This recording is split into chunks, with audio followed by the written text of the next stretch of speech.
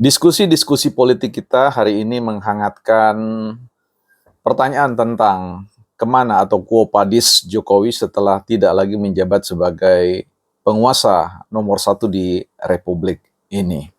Ada yang menyebut ke Golkar dan ada yang menyebut ke PSI atau kemudian partai-partai yang lain. Kita diskusikan, bukan partai politik. Teman-teman, kita jumpa lagi di ruang kita ini untuk mencoba untuk sama-sama mendiskusikan tentang masa depan politik negara kita dalam konteks bagaimana kita berbicara dari hulu hingga ke hilir. Ya, nanti juga akan menjadi sebuah pertanyaan. Quo vadis partai bukan partai politik channel ini setelah kemudian secara definitif ya presiden baru versi KPU diumumkan ya dalam beberapa hari ke depan ya. Baik teman-teman, sebelum itu kita mau bicara tentang buku kita hari ini. Saya pilihkan satu buku khusus ya, ini ditulis oleh Profesor Agus Dwianto ya. Beliau adalah salah seorang guru saya ketika studi di Gadjah Mada di S2 dan S3 dan juga sempat membimbing saya di program doktoral di Gadjah Mada ya. Beliau menulis sebuah buku mengembalikan kepercayaan publik melalui reformasi birokrasi ya ini. Nah, dalam buku khususnya di bab 4 itu beliau menuliskan tentang bagaimana fenomena atau kenyataan reformasi birokrasi pemerintah sebagai instrumen pengendali korupsi di Indonesia. Artinya kita berharap banyak birokrasi bisa menjadi instrumen dalam rangka mampu untuk menekan naluri korupsi. Kita tahu bahwa politik itu merupakan panggung atau pasar korupsi ya dimanapun di muka bumi ini, karena di sana mempertemukan apa yang disebut dengan satu adalah kepentingan rakyat banyak yang dipisahkan dengan sebutan kepentingan elit yang juga merupakan bagian dari kepentingan para penyandang dana. Sehingga ada tesis yang mengatakan bahwa pemilu itu adalah seni mempertemukan ya suara rakyat dan permintaan pasar, yang dimana di dalamnya ada para penyandang dana kampanye. Jadi seorang politisi yang baik mampu mengelaborasi dua kepentingan ini. Nah, ketika kita bicara tentang persoalan quo vadis Jokowi ya, kita mau bicara soal bayangan saya dan tafsiran saya mau mengatakan bahwa saya yakin Jokowi tidak akan kemana-mana. Jadi ini ada yang namanya segitiga emas ya. Segitiga emas itu ada di mana? Yang pertama tentu ada di Partai Demokrasi Indonesia Perjuangan yang sampai hari ini merupakan partai Jokowi ya, suka atau tidak suka ya, senang atau tidak gembira, Jokowi itu masih bagian dari Partai Demokrasi Indonesia Perjuangan karena beliau belum pernah menyatakan keluar dan juga belum pernah dinyatakan dikeluarkan ya. Jadi sebenarnya secara de jure dan de facto PDIP itu adalah partai labuhan dari Jokowi. Nah, sekalipun di situ ada konflik internal yang sangat serius sebagaimana yang dikatakan oleh Deddy Sitorus, salah satu elit partainya, yang mengatakan bahwa Jokowi itu memang punya cita-cita untuk menghancurkan Partai Demokrasi Indonesia Perjuangan. Dan beliau mengutip juga pernyataannya Andi Wijayanto ya, yang mengatakan bahwa ya PDIP Jokowi mengecil dalam pemilu ini memang mengecilkan ya, artinya berniat untuk mengecilkan suara Partai Demokrasi Indonesia Perjuangan, sehingga itu sulit untuk mau mengatakan bahwa PDIP menerima ya, mau menerima atau berkomunikasi dengan Pak Jokowi.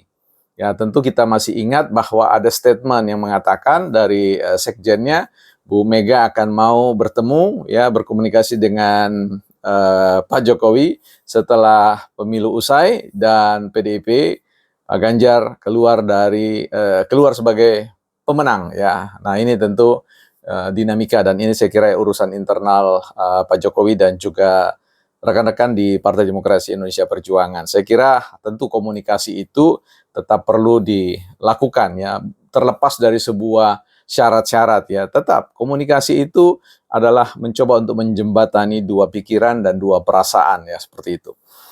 Kita kembali kepada persoalan partai yang lain ya. Satu, PDIP itu saya yakin Jokowi tidak akan kemana-mana.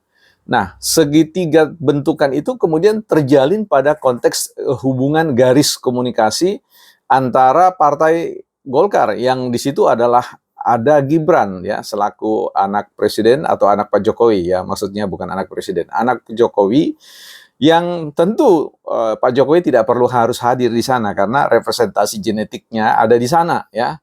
Dan demikian juga dengan Partai Solidaritas Indonesia. Ya, Pak Jokowi tidak perlu harus ada di sana karena sekali lagi Kaisang juga ada di sana ya.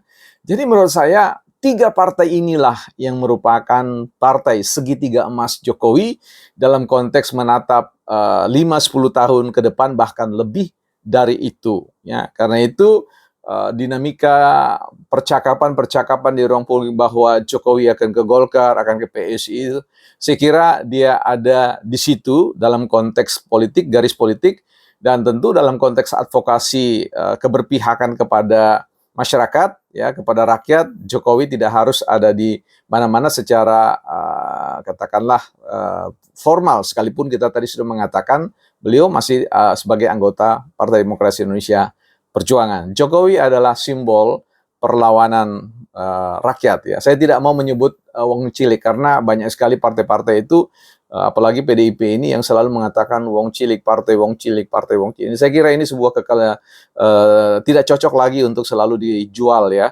Karena rakyat itu bukan untuk dijual, wong cilik itu bukan untuk dijual, tetapi disejahterakan. Semua partai ya, semua partai idealnya normatifnya itu berisi ya wong cilik. Tidak ada satu partai pun yang tidak ada wong ciliknya.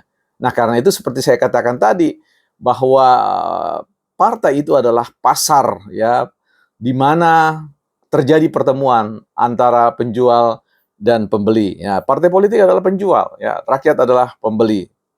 Kemana mereka akan memberikan uang mereka dalam artian suara mereka, ya, sekalipun bukan uang, tetapi penentu untuk partai politik itu bisa mengelola sumber daya negara ya dalam bentuk uang dan yang lain-lain. Jadi sekali lagi saya kira Partai Demokrasi Indonesia Perjuangan tidak perlu harus selalu mengumbar-umbar ya, mempromosikan partai wong cilik karena semua partai eksistensinya adalah berisi partai cilik dan wong cilik dan juga pertemuan antara wong gede gitu ya, artinya pemilik modal ya.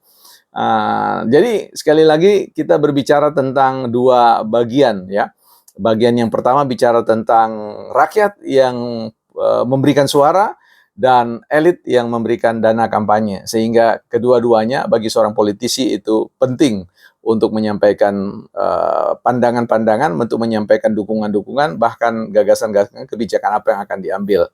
Nah, saya ingin menutup diskusi-diskusi kita ini persoalan tadi, mudah-mudahan akan lekat dalam benak teman-teman tentang segitiga ini. Kalau saya menjawab posisi saya dalam konteks melihat Jokowi, Quo Vadis Jokowi, saya kira dia akan memanfaatkan segitiga emas ini ke depan sebagai kuda Troyanya dalam berpolitik ya, dalam artian positif.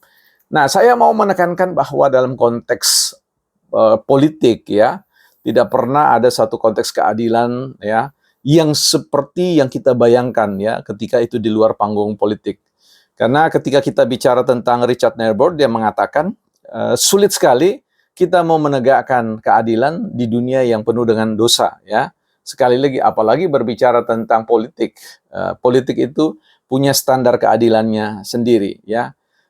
Kecurangan itu dalam politik menurut saya bukanlah aib ya, tapi tabiat politik ya, tabiat politik yang beberapa waktu lalu saya katakan sebagai ya takdir ya, semacam kutukan dari politik ya, karena politik selalu berbicara tentang kontestasi kekuasaan dan kontestasi kekuasaan itu selalu diwarna-warnai dengan margin error kecurangan ya. Nah, sehingga ketika orang mengatakan margin error kecurangan, ya itu dianggap sebagai ambang batas normal ya, bukan suatu aib yang kemudian dipolitisir oleh pihak-pihak tertentu untuk menyudutkan pemenang-pemenang dari hasil pemilu ini, bukan partai politik.